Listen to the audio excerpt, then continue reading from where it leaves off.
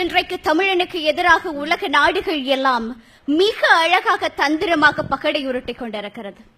ஆம், நாங்களும் அவர்களுக்கு பின்னால் பிஸ்கட்டுகளுக்கு அலையும் நாய்க்குட்டிகளை போல வாலாட்டி கொண்டு சென்று கொண்டிருக்கிறோம். இன்றைக்கு நம்முடைய பண்பாடும் பாரம்பரியமும் பூச்சியங்களாக அடையாளம் காட்டப்பட்டுக் கொண்டிருக்கிறது, குப்பைகளாக காட்டப்பட்டுக் கொண்டிருக்கிறது. அப்படியானால் எதற்காக இந்த குப்பை பண்பாட்டின் ஆலயங்களையும் கட்டடங்களையும் சுற்றி உங்களுடைய ஐரோப்பிய அமெரிக்க ஆய்வு என்கிற பேரிலே கழுகுகள் சுற்றி சுற்றி வட்டமடிக்க வேண்டும்?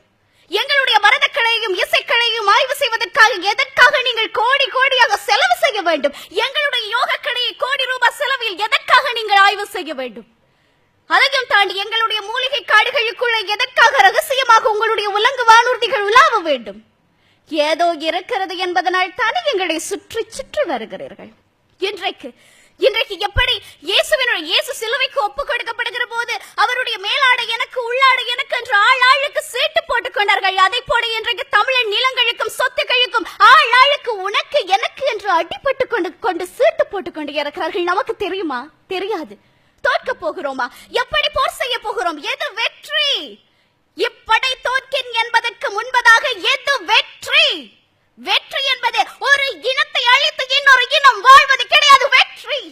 வெற்றி என்பது எந்த இனம் தன்னுடைய இருப்பை பாதுகாத்துக் கொள்கிறதோ அதற்கு பெயர் தான் வெற்றி. நம்முடைய இருப்பை பாதுகாத்துக் கொள்ள என்ன செய்ய போகிறோம்?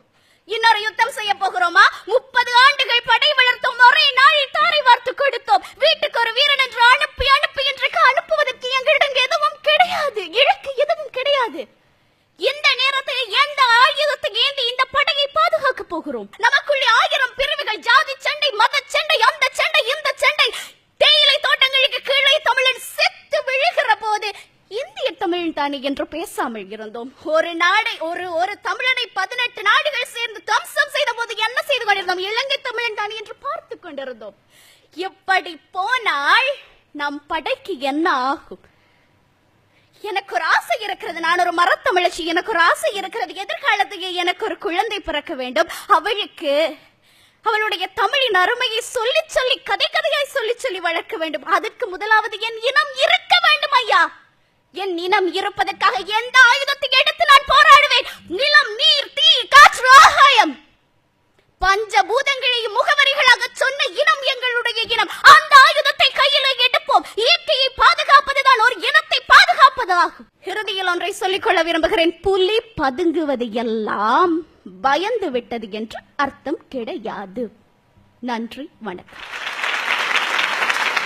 பிரியதர்ஷினி, ரொம்ப உணர்ச்சி வசப்பட்டு ரொம்ப அழகா மண் வாசனையோடு பேசுனீங்க. வாழ்த்துக்கள். ஏன்னா இப்பவே உங்களுடைய பேச்சுக்கு வெற்றி வாகை சூடுகிறோம். ஏன்னா அந்த ஒவ்வொரு எடுத்துக்காட்டுகளும் நீங்க சொன்னதெல்லாமே அனுபவபூர்வமாக பார்த்துருக்கீங்க. எதிர்காலத்திலையும் எப்படி அதை கொண்டு செலுத்துவீங்கிறதுக்கு ஒரு முத்தாய்ப்பா ஒரு என்னுடைய குழந்தைக்கு என்ன சொல்லி தருவேன்னு சொன்னீங்க பாருங்க. அந்த உணர்வு தான் வேணும்னு நாங்கள் எதிர்பார்க்குறோம். நல்ல உணர்வுக்கு பாராட்டுகள். உங்களுக்கு ஒரு கேள்விமா. இப்போ யானையின் பலம் எதிலே? தும்பிக்கையிலே. மனிதனுடைய பலம் எதிலே? நம்பிக்கையிலேன்னு சொல்லுவோம் இல்லைங்களா? உங்கள்கிட்ட அந்த நம்பிக்கை நிறைய இருக்கு. இந்த மனிதனுடைய பலம் நம்பிக்கையில் இருந்தால் எந்த பகை உணர்வு வந்தா கூட நம்ம எதிர்த்து போராடலாம், இனத்தை காக்கலாம்னு சொன்னீங்க இல்லையா?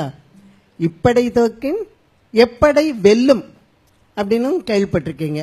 மனிதனுடைய பலம் நம்பிக்கையை வைத்து இதை எப்படி கொண்டு போவீங்க வெற்றி அடைய?